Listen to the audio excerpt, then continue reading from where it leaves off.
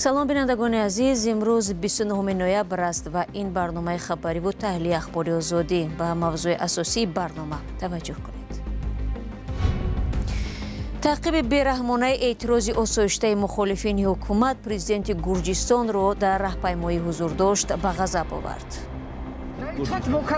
пароканда кардани мардум вазифаи шумо нест. Шумо ба Русия хизмат мекунед ё Гурҷистон? пахтачинӣ беқадр шуд. пахтакорони тоҷик талош доранд то боридани барф худашон ҳосили заҳматашонро наҷот диҳанд. ҳозир одам мебиёред, рас худаш калони пахтар мечинед, пакрива намекунад. ва боз як ситора аз самои ҳунари Тоҷикистон канда шуд. Файзигул Юсуфӣ, овозхони хушсадои тоҷик, имрӯз дар деҳлии Ҳиндустон даргузашт. беш аз 100 дипломати хориҷии мустақар дар Гурҷистон номаи бозе навишта аз иқдомҳои ахири ҳукумати ин кишвар ба вижа таваққуфи талоши узвият дар Иттиҳоди Аврупо ва таъқиби эътирози мардуми ҷонибдор ва аҳзоби мухолифинро танқид карданд. шаби гузашта баъди эълони тасмими ҳизби ҳокими Орзуи Гурҷӣ, ҳазорҳо тарафдори аврупои Гурҷистон ба раҳпаймоии осоиштаи эътирозӣ баромаданд. ниҳодҳои қудратӣ бо истифода аз зӯр эътирозгаронро пароканда намуданд. вазорати умури дохили Гурҷистон мегӯяд 43 нафар барои ширкат дар эътироз боздошт шуданд. ҳамин ниҳод меафзояд дар бархурдҳо 32 афсари пулис ҳам ҷароҳат бардоштааст.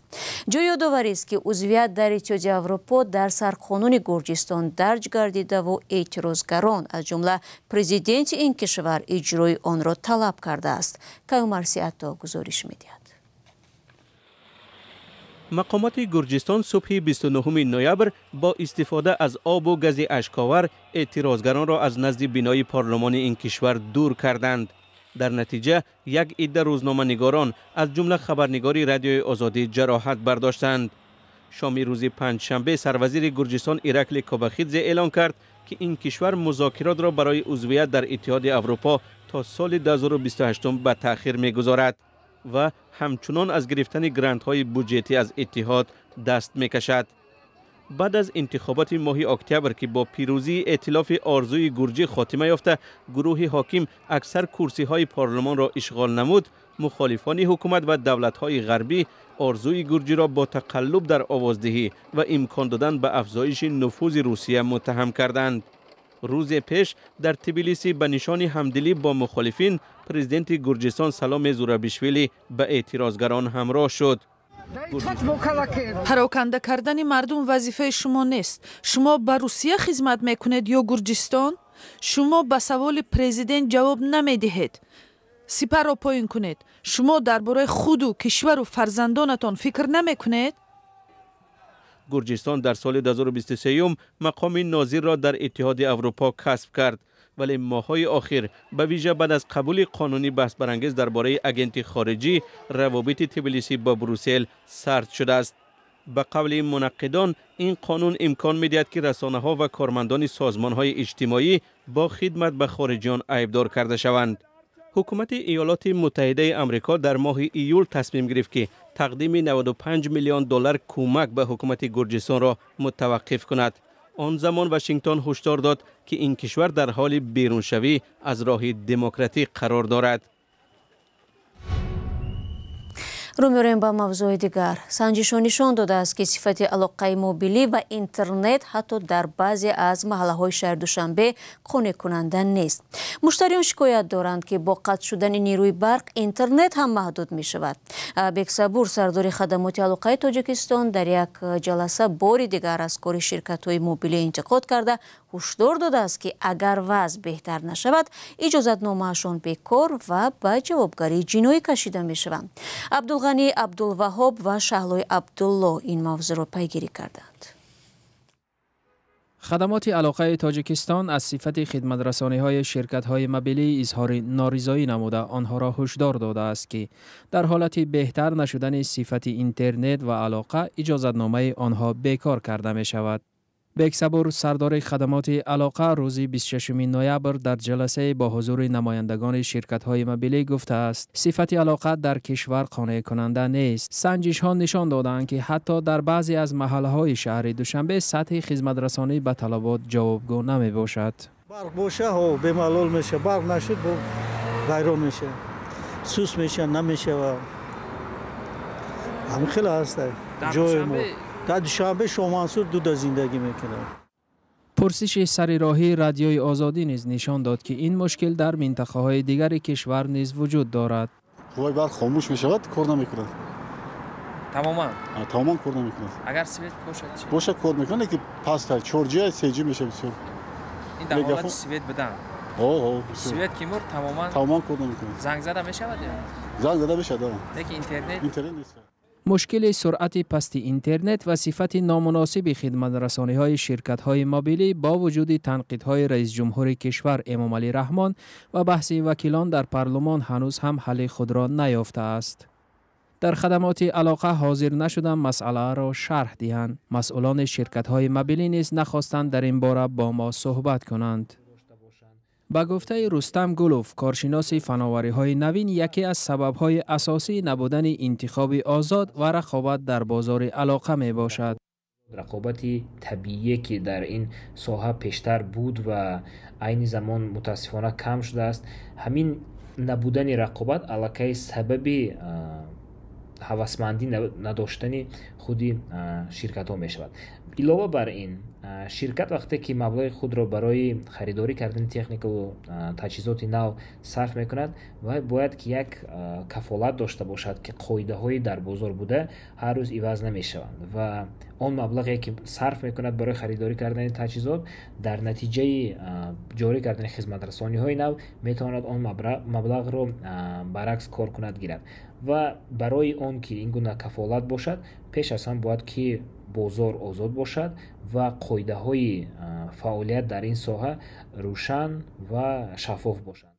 فروش اینترنت در تاجیکستان بیش از 10 سال اخیر در انحصار شرکت دولتی تاجیک تلکام قرار دارد. شرکت‌های دیگر حق مستقلانه وارد کردن آن را ندارند. تنها در سال 2024 به 2 شرکت اجازه داده شده است که قسماً اینترنت را مستقیما وارد کنند. تاجیکستان در ریتینگ دسترسی به اینترنت موبیلی در میان کشورهای آسیای مرکزی در زینه آخرین قرار دارد. در آغاز سال 2024 در رده‌بندی سپید تست گلوبال ایندکس نیز تاجیکستان از روی سرعت اینترنت موبیلی در 5گانه آخرین قرار داشت.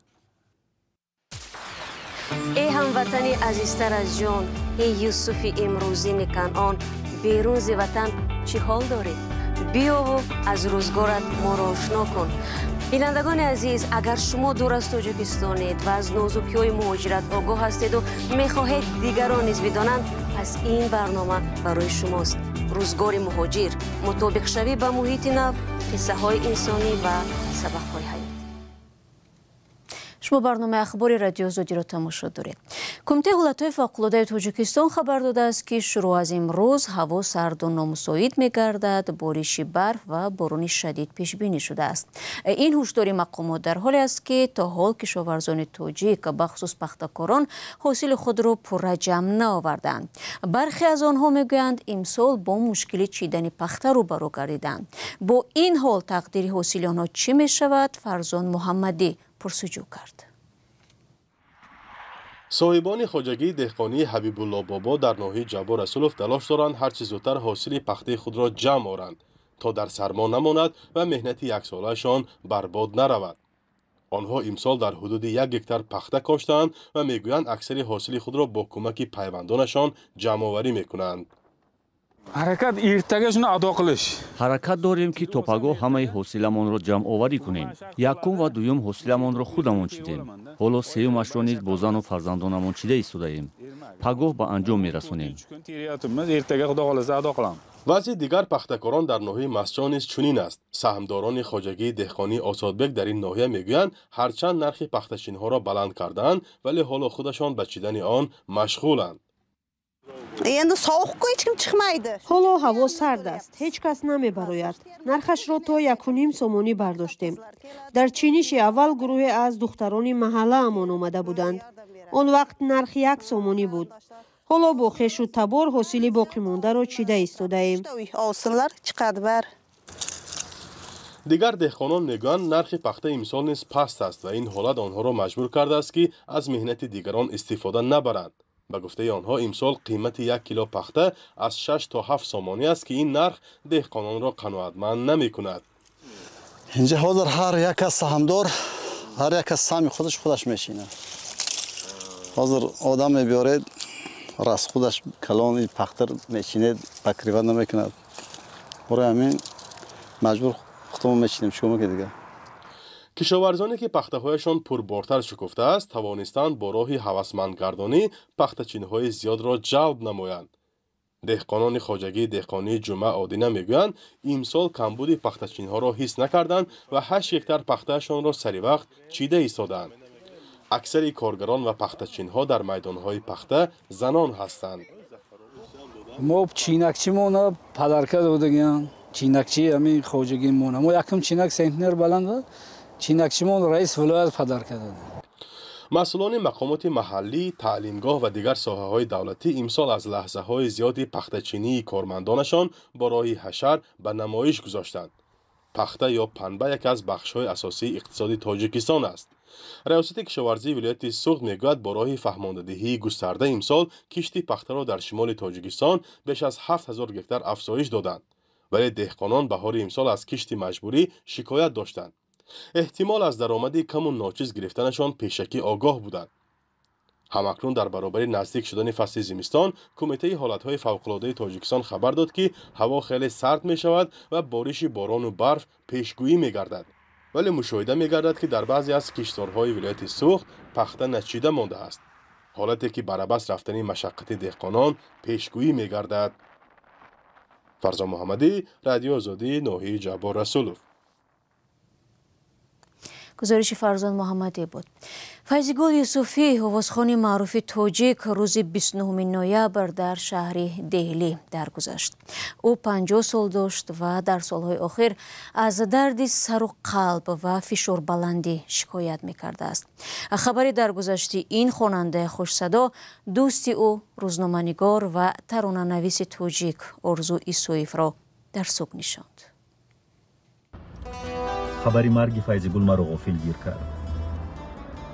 аслан Файзигул як намуди аз зоти зани озодихоҳ, ҳақталаб, нотарс ва ҷасуре буд ки дар айёми хеле сахту сангини ҳаёташ, замони ҷанги шаҳрвандӣ ва солҳои баъд аз ҷангӣ алайҳи хурофот тавонист ҳунари худро ба ихлосмандонаш пешкаш кунад ва тавонист тавассути ҳунари худ андешаҳоро дигар кунад.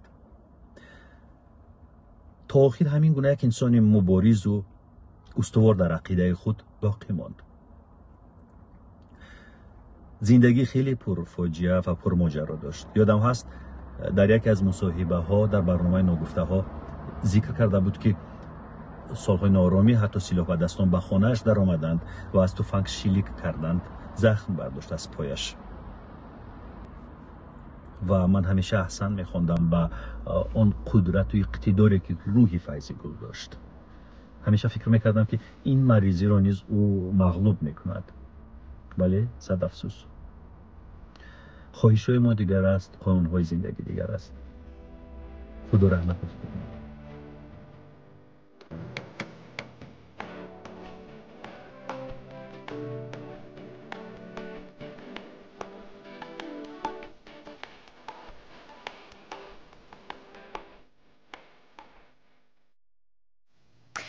турбати Файзигул Юсуфиро бо аввалин ҳавопаймо аз Ҳиндустон ба Тоҷикистон интиқол хоҳанд дод.